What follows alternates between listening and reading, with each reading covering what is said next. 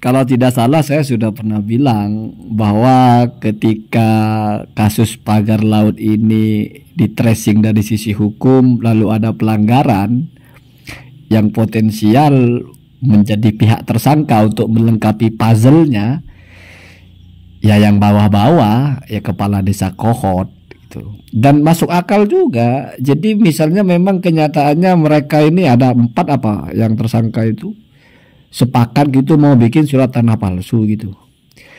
Setelah bikin surat tanah palsu lalu dijual ke orang gitu. Yang beli nggak tahu menahu itu palsu apa nggak palsu, walaupun dia lihat laut sih ya, tapi dipikirnya jangan-jangan beneran itu bulan kemarin belum ada lautnya, jadi lautnya cepet banget misalnya gitu ya. Ya ketika ada pelanggaran, yang jadi masalahnya adalah siapa yang melakukan pelanggaran? Ya yang jual. Karena yang beli kan beli, Pak. Jadi masuk akal. Banyak orang mungkin berpikir ini pagar laut tonggak awal perlawanan kepada apalah gitu.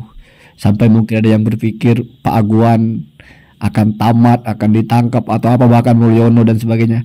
Mimpi, Pak, mimpi. Omon-omon itu. Omon-omon ya, sulit terwujud itu. Ya kita bukan optimis, bukan pesimis, tapi ya kita optimis ya. Tetapi optimis itu kadang-kadang tidak dikonfirmasi oleh kenyataan. Dan apa yang terjadi setelah itu? Ya kan sudah lengkap, Pak. Itu kita sudah viral, itu pelanggaran. Kemudian presiden turun tangan cabut. Namanya pelanggaran mesti ada yang melanggar. Kalau ada yang melanggar berarti ada orangnya, ada kepala desanya yang melanggar. Selesai persoalan dan itu akan hilang. Kita kan sudah biasa lupa.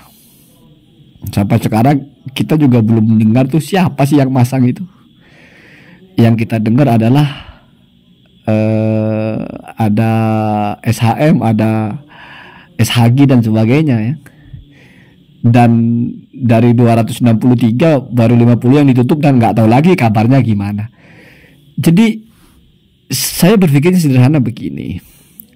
Orang-orang kecil itu kalau berbisnis dengan orang besar itu nggak akan pernah ada untungnya besar. Karena orang besar itu tahu dia diukur, Pak. Jadi orang-orang kere itu keukur sama orang-orang kaya itu. Wah, orang ini ya segini udah cukup gitu.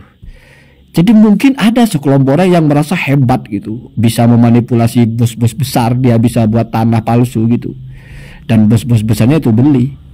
Padahal bos-bos besarnya itu beli, Pak, untung-untungan aja, duit yang dikeluarin nggak seberapa juga. Dengan catatan kalau berhasil lolos, luar biasa mereka nanti dapatnya, bisa ada reklamasi, bisa bikin apa saja di situ. Sementara ketika beli kan berapa, ketika dijual berapa. Tapi ketika misalnya ada masalah yang kena mereka. Artinya sudah secara keuntungan dapatnya paling kecil, resiko nanggung paling besar. Yang akan ditangkap ya mereka ya, karena logis, Pak, seperti maling mencuri menjual barang misalnya, yang ditangkap kan malingnya, Pak, kecuali penadah. Ya nggak tahu ini masuk penadah apa enggak ya. Tapi kan penadah itu barang curian kan pemalsuan ya. Nggak ngerti juga saya. Yang jelas ini sudah pernah saya ucapkan di beberapa konten saya. Kayaknya nih ujung-ujungnya ya kohot-kohot itu aja yang kena dan sudah selesai. Ketika ditanya mana pelanggarannya, ini pelanggaran ini kok laut dipagerin. Siapa pelakunya? Yang bermuasal dari karena dianggap itu tanah awalnya ada giriknya dan dipalsukan semua sehingga dijadikan itu semacam sertifikat lalu dijual. Ya kita nggak bicara siapa yang beli karena cukup kepada siapa yang jual, karena yang memalsukan kan yang jual, Pak, yang lebih rasional. Nggak mungkin yang beli itu memalsukan, karena kalau yang beli bisa malsuin ngapain dia beli. Jadi ini pinter, tahu gitu bahwa ini risikonya besar, kalau terungkap mesti akan kena. Tapi dia di posisi kan saya cuma beli, ya orang dia bilang asli, mau ngelawan gimana yang bawah, ya tanggung aja gitu risiko ya. Jadi saya cuma tragis kalau ada orang-orang kecil yang merasa bisa untung besar gitu, bisa mengelabui orang-orang di atasnya itu. Ya, Pak, dijadiin keset, Pak, sebetulnya ya. Artinya ya dikasih nggak seberapa dibanding dari mereka yang akan dapat kalau lolos gitu. Dan kalau ternyata gagal, ya bagi mereka ya nggak seberapa juga yang dikeluarkan, dan mereka nggak akan tersentuh. Kenapa? Karena sudah berhenti di situ, berhenti di siapa yang memalsukan. Ya paling mentok-mentok ya kepala desanya misalnya, atau mungkin sekdesnya, atau mungkin siapa di situ yang menunjuk notarisnya. Apa pokoknya mereka bagaimana meluncing surat tanah itu, sementara yang beli aman-aman aja Pak. Jadi begitu ya. Dan ya ternyata kayaknya memang nggak akan jauh-jauh ya, akan begitu-begitu aja sampai kapanpun ya. Jadi omon-omon lah kayaknya, kalau dalam tanda kutip melepas dari oligarki atau apa, omon-omon. Lagian ini bukan penjajahan juga, ini resmi kok. Ini mereka ini mau membuat lapangan kerja kok dilawan. Yang menjajah itu Ba'alawi kok. Jadi ya nggak usah dilawan-lawan lah, dinikmati saja, dinikmati. Siapa tahu daripada dijajah Ba'alawi kan sukunya aja bukan suku kita. Kalau ini kan setidaknya masih deket lah.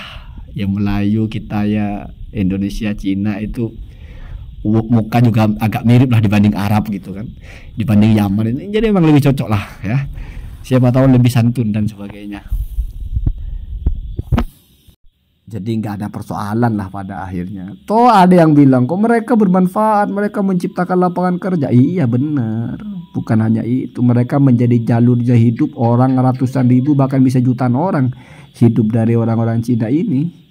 Ya kamu kalau kerja di pabrik-pabrik Panasonic misalnya, nggak tahu kalau Panasonic ya, atau kamu kerja di pabrik Indofood, kerja di pabrik jarum, ya kan kamu hidup dari mereka ini. Terus kamu hidup kasih makan anak istri dari jalur mereka. Itu nggak bisa dipungkiri, memang begitu kenyataannya. Ada berapa juta orang saudara-saudara kita yang hidup dan bergantung hidupnya kepada orang-orang seperti ini. Bisa jadi mayoritas pekerja ya ke sini muaranya. Artinya penting sekali kan posisinya. Ya gimana kalau begitu? Udah tercipta begitu gimana lagi? Nikmati saja. Ya kalau mereka misalnya bersikap macam-macam ya wajar, punya kuasa, punya duit, masuk akal saja ya.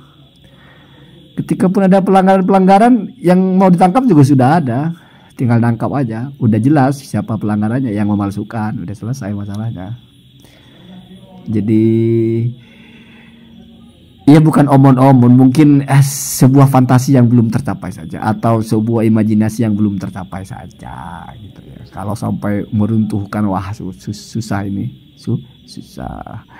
Lebih mudah meruntuhkan Ba'alawi kayaknya daripada meruntuhkan yang begini-begini.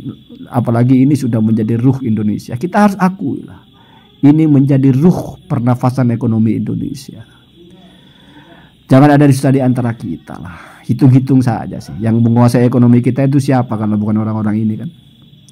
Kamu lihat bangunan besar-besar itu, mall besar-besar siapa itu? Kamu lihat pabrik besar-besar punya siapa? Rumong Somo punya Pribumi kah? Kayak punya mereka inilah. Bank-bank yang besar-besar juga mereka yang punya. Saingan mereka bukan orang tapi negara. BCA misalnya, atau Bank Permata misalnya, bersaing dengan apa? Dengan Bank BRI, dengan bank negara Pak. Jadi lawan mereka, saingan mereka negara, bukan kalian, bukan kita. Kita mah jongusnya ya. Kita mah orang yang mendapatkan jalur hidupnya dari orang-orang seperti ini. Makanya kita berdoa. Saya ingat doanya Imam Ghazali itu, semoga tidaklah jalan hidup saya melalui orang-orang yang Allahumma hadina hadasabil.